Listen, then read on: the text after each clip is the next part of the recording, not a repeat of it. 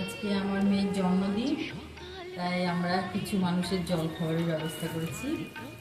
এখন আমরা এগুলো নিয়ে যাব। আমরা এখন আস্তে আস্তে রওনা দেব। পুলিশকে বলে এসছে বলে বেশি বানাবে।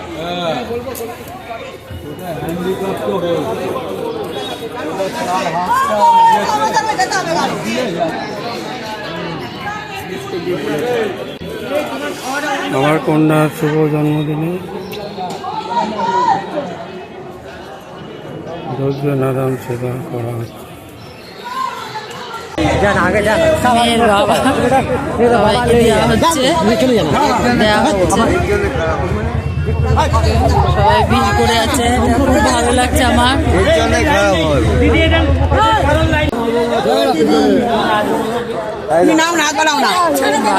ভালো লাগছে আজকে দিনটা।